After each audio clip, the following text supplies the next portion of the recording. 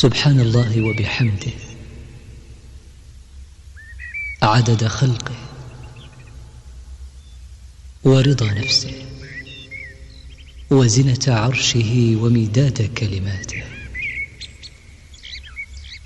أصبحنا وأصبح الملك لله والحمد لله، لا إله إلا الله وحده لا شريك له، له الملك وله الحمد وهو على كل شيء قدير.